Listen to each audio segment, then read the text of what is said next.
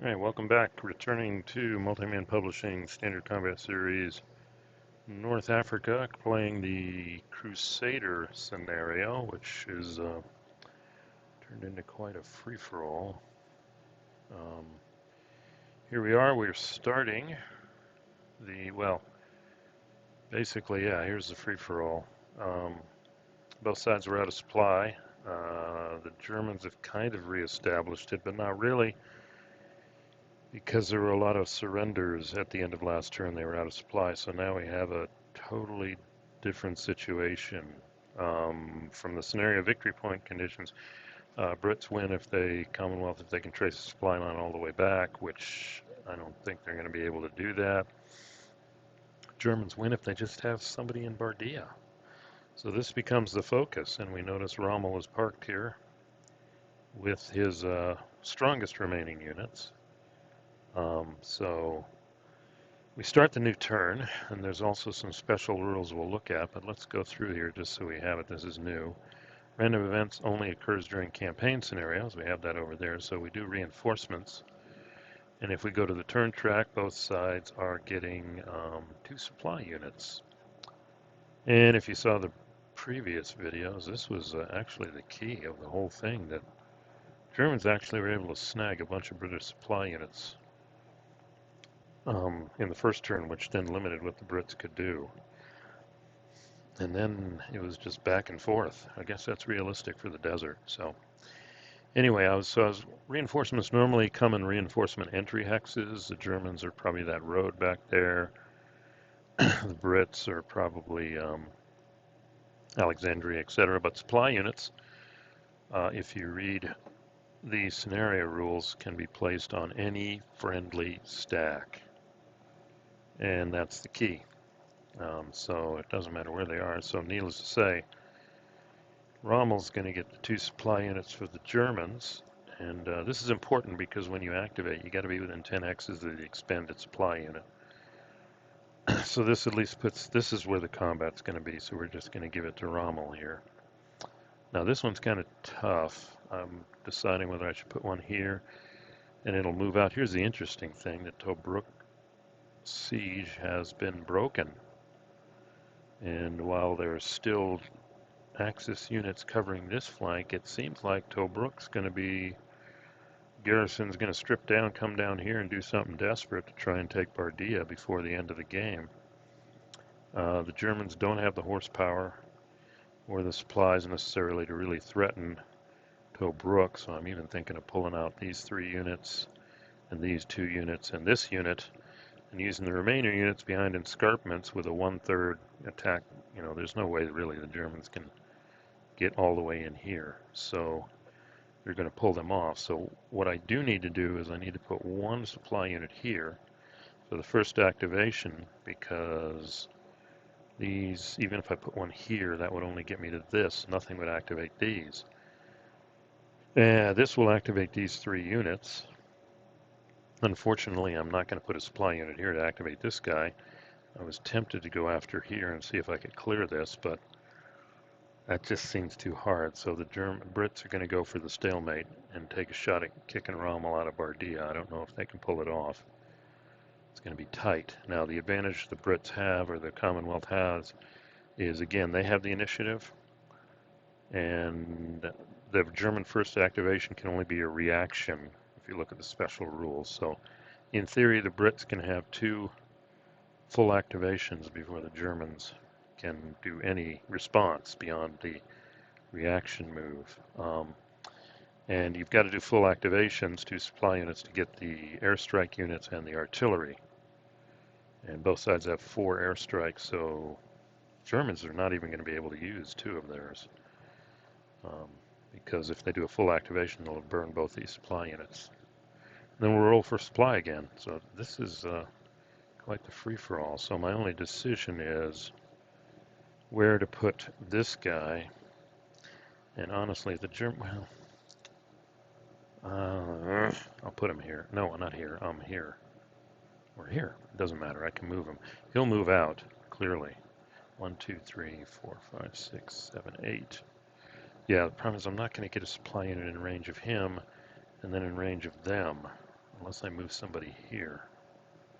All right, thought about it. This is more risky. This guy here, I have to occupy these 2 forts here this turn. But this guy could move here, and then next time he would be in 10 of this, and then this guy could do something. 3, 4, 5, 6, 7, 8, 9. Wow, talk about cutting it close there. Or 1, 2, 3, 4, 5, 6, 7. Oh, he's got it. Yeah, 1/2. 1, 2, 3, 4, 5, 6, 7, 8, 9.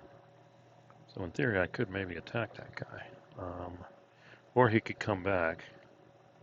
But that still puts him in range of these guys. So I think that's what the Brits will do.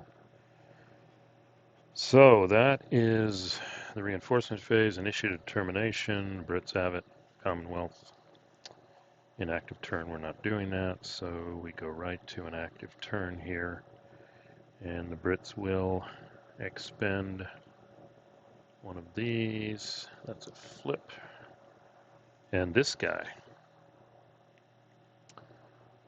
And then we will, Tobruk garrison's coming out. I'm going to try and clear this road here. And these units are going to attempt to pin Rommel in here. And I even have exploit capable units. So I'm going to keep them out of access zones of control. So that 1, 2, 3, 4, 5, 6, 7, yeah. So that they can move. And this guy's clearly in range 2. So, let's see, and I have to do airstrikes during the movement phase. Well, I'm going to do at least one airstrike against here. I definitely want to do something to these guys. So if I roll a 1, 2, 3, or 4, then they are disorganized. So let me pull up my handy dandy die roller. Okay, here it is. Yeah, and that way also, if these guys move adjacent, I can hit them with artillery if this doesn't succeed. They do not get the +1. That only applies to fortresses. So let's see if we get lucky.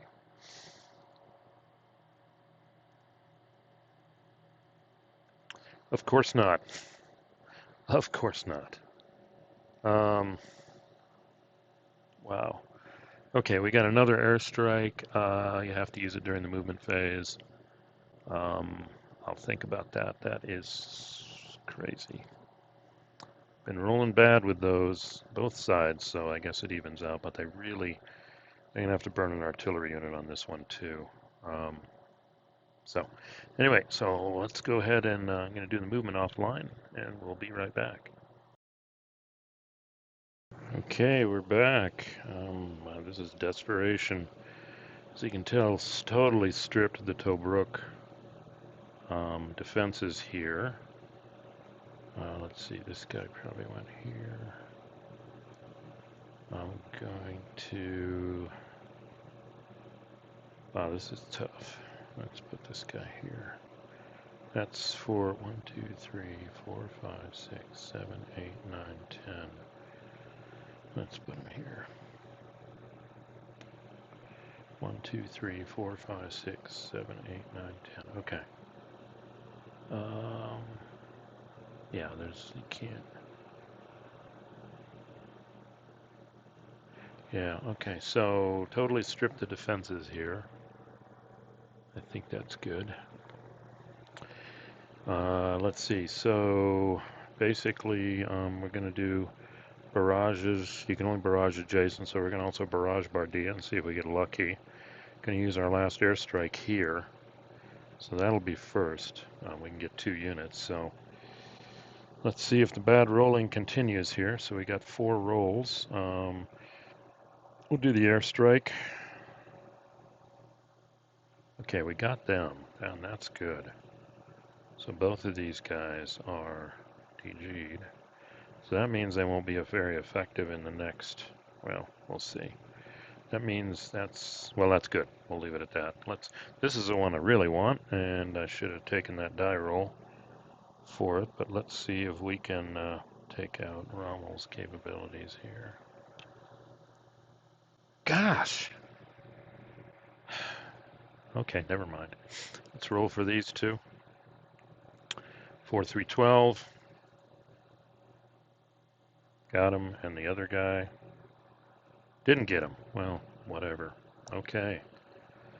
2 times, and we still didn't get these units. We're going to have one more shot at them, I think. We'll see. We're going to have to hit him again next turn. So that one's DG'd, this one isn't. So if this one is DG'd, I think I can get creative on the attacks. So we've really got 2 attacks here. So let's see how I want to split them up. All right, hopefully I do the math right here. We got 4. 4 and 3 is 7, and this guy's 1.5. So that's 4 to 1, and it's greater than 50%, so it's 5 to 1. I'm just going to do the 4 and the 3 for a 5 to 1, because 5 to 1 is 5 to 1. And let's see how bad we roll now. Wow, these rolls of dice. 5 to 1, we got 2 dice. We're hoping we kill him. Let's see what we get. Snake eyes. 4, that's horrible. But D1R1, that's all we needed. He was already reduced, he can't retreat, he's gone. And let's see, I only did 4 and 3, so only this guy can advance. But we'll advance him. And the key point is now this guy can move. And then we're left with overkill here. 7, 15 to 2. Oh yeah, that's overkill. Well, you could still roll bad. Hopefully we got a bad roll out of our system here. 10, you're dead, D3. Okay, so you're dead. This guy, let's see. 2, 1, 2. He's okay. I didn't need to do anything. And let's see, who's going to advance? Well, I'm going to advance one of them with the supply unit. This guy will still guard here. I don't know what this guy's going to do. He's got too much speed. Okay, so that's good. That was our 2 attacks, and they were successful, setting us up to hopefully bringing all this oomph down here. Next turn now. Now we've got exploitation phase. And position this guy on purpose. That's going to be 1 plus 2 plus 2 is 5. And then 6 and 4 is 10. So I wanted to put this guy here because that's a fortress. And then I can put that guy if I wanted. He's expended, so that doesn't matter. This guy now is set up to move here. That's what we wanted. That pins Rommel, even though we didn't disrupt him. We're going to have 2 more shots at him next turn to try and disrupt him, disorganize him. And the only other unit that can move is this guy, and this is the expended supply unit, so I'm not worried about that. So where is the most propitious place to put him? 1, 2, 3, 1, 2. He could come out here. Let's get this out of here. So where would it make sense to put him? Here, probably. We don't want the Germans just trickling down here and blowing through, so he could go here or here. Okay, don't know how wise these moves are, but this way it keeps this road open thanks to the escarpments. So all these units are able to move next turn. So this guy's expanded too. All right, so that is, and this airstrike. So we got 2 more airstrikes left. We got one last, here's our unit here. 1, 2, 3, 4, 5, 6, 7. Yeah, we're all covered. 3, 4, 5, 6, 7, 8, 9, 10. Okay. So this is all about preventing the German win. And luckily with these positions, the Germans can't block this road and these forces. And that's our goal here. To, well, we'll both airstrike and, oh, I didn't roll the 5 or 6 on those, but it doesn't matter. All right, so that is it for the Commonwealth. I think I'm going to stop the video here because this is scary here, what I did. But we'll see how it plays out. But the only way the Brits can win, now this guy's going to be able to move, hopefully next turn, if they do a full, which they're going to do. They have to kick Rommel out of Bardia. That's the bottom line. And all the Germans can do next turn is a reaction move, which is, at this point, rather ahistorical considering how crazy this was. But let's see, that's gone too. So, yeah, I'm going to have to chew on this. What can the Germans do? They can't get anybody in Bardia. They can't reinforce it. And it would be very hard, almost impossible. Yeah, they can't block it either. So the Brits can get their attacking forces up here. And they'll probably do another full activation with 2 airstrikes, 3 artillery. And then the Germans have to decide after that.